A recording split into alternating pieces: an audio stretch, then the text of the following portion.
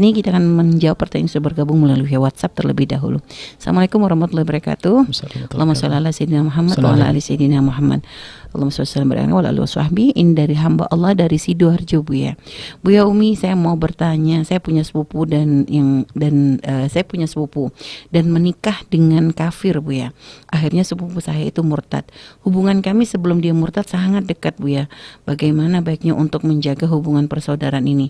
Terus terang, dengan murtadnya dia, ada rasa setiap jika ke rumah sepupu, saya jadi enggan datang karena setiap bulan kita ada acara keluarga. Terus apa yang harus saya lakukan jika mempunyai saudara kafir jika meninggal? Apakah kita tetap datang ke rumahnya atau bagaimana? Mohon pencerahannya, Bu ya. Baik, Masya Allah. Ada orang kafir, ada orang non muslim asli dari kecil. Ada orang keluar dari Islam, murtad. Kalau tetangga kita yang Nasrani asli, dari lahir dari kecil dia adalah seorang Nasrani, maka dia punya kehormatan yang harus kita hormati. Ya, ya. Dhimmi, kalau meninggal kita wajib merawat jenazahnya kok. Kalau lapar, kita harus memberi makan kepadanya. Itu indahnya Islam kepada orang kafir, orang non-muslim. Tapi berbeda dengan orang murtad, karena dia telah berkhianat besar kepada agama dan kepada Tuhannya. Maka orang murtad adalah tidak terhormat. Orang murtad tidak terhormat. Sehingga kita tidak punya kewajiban apa-apa kalau mati. Orang murtad karena apa? Keluar dari iman. Dia khianat. Bahkan itu khianat keluarga juga itu kan begitu. Khianat Allah, maka dia tidak terhormat sama sekali.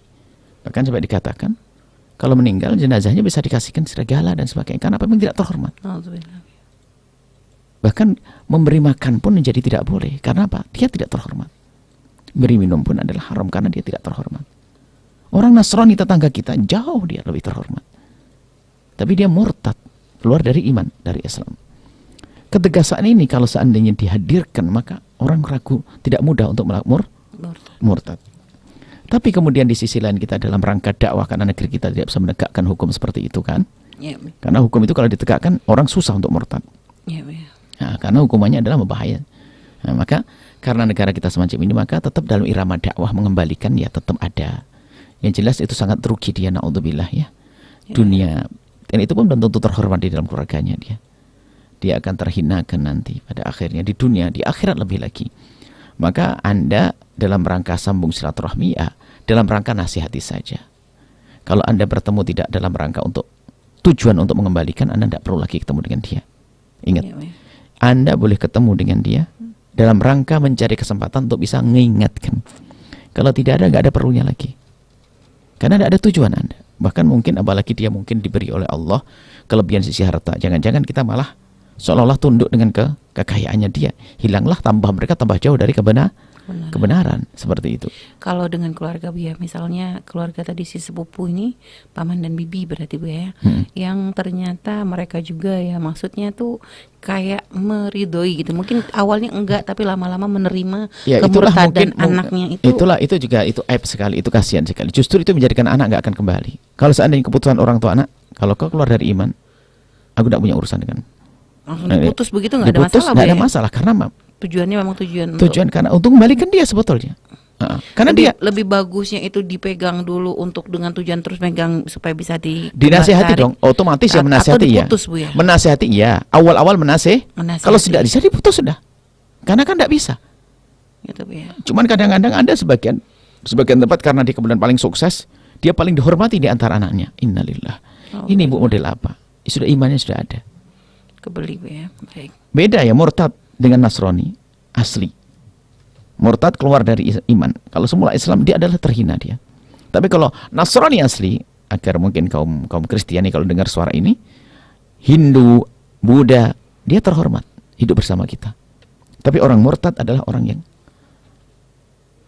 rendah. Jadi memutus tapi tidak dengan berbuat zalim gitu ya, tetap ya hanya putus mungkin. Iya, tentu seperti itu. Karena kita tidak tekaan hukum tidak ada, tapi nasihati harus. Kirim surat dan sebagainya, setelah itu sudah.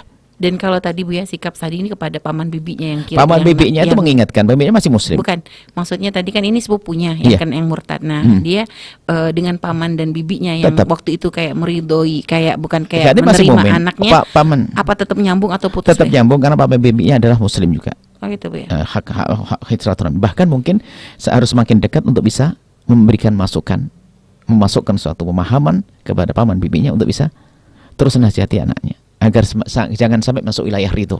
Gitu Bu ya. Ridho bil firqi kufri kufrun. Ya Bu ya.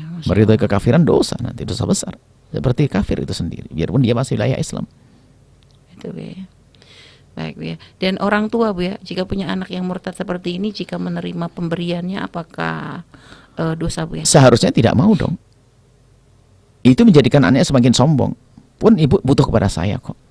Bu ya. Nggak, saya tidak perlu dengan berwana. Saya perlu imanmu nak. Aku perlu cintamu nak. Aku perlu kasih sayangmu nak. Jadi bisa derajat haram menerima Iya, Bu ya? karena tidak mendidik nanti pada akhirnya. Kalau perlu malah tidak nak. Ibu abah tidak boleh menerima apapun dari kamu nak. Yang aku butuhkan apa nak? Kau kembali kepada iman dan aku sangat mencintaimu setelah itu nak. Sampaikan begitu. Akhirnya tidak bisa ngomong ibunya nanti. Dan ini kejadian. Iya Bu ya. Ibunya anak perempuannya pergi keluar Jawa sana di Kalimantan, menikah di sana dengan orang ini. Di sini anak-anaknya pada kerjanya nggak sukses. Ternyata anak perempuan yang murtad yang dibawa oleh orang keluar Jawa itu selalu ngirimi kulkas segala macam ini.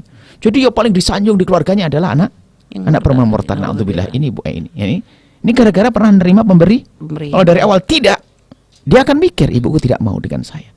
Berarti ibuku tidak cinta dunia. Jadi hanya cinta aku karena aku ingin beragama kembali. Oh tersentuh hatinya. Nggak kebeli Bu ya. Nggak kebeli dong. Baik, subhanallah Bu ya. Ini memang banyak banget Bu ya kasus yang kita baca gitu, seorang tua yang awalnya misalnya marah ketika anaknya murtad, hanya karena tapi lama-lama menerima pemberian iya, itu. Na'udzubillah. Baik Bu ya. Baik, subhanallah Bu ya. Terima kasih Bu ya atas jawabannya, dan kepada yang bertanya. Karena di agama suaminya pun ngajari begitu. Bawa ibumu kepada agama. Kasih pemberian, baiki semuanya. Nah, itu kan begitu. Tujuannya untuk menarik. Kan menarik juga ke bawah pada akhirnya kan. Enggak, kita punya prinsip agama kok. Tidak nak. Jangan ngirim apapun ke Abah Umi. Dan aku tidak perlu kedatanganmu. Aku perlu imanmu kembali. Itu udah ngomong. Subhanallah ya. Kalau misalnya orang tua tegas. Oh iya aman. Anaknya cepat kembali. Anak akan kembali ya? dengan mudah. Karena ngerti ibunya mencintai. Bukan cinta duitnya. Baik, kalau cinta duitnya dikasih duit dia Umi. Itu na'udzubillah. Baik, subhanallah ya. Terima kasih Bu atas jawabannya.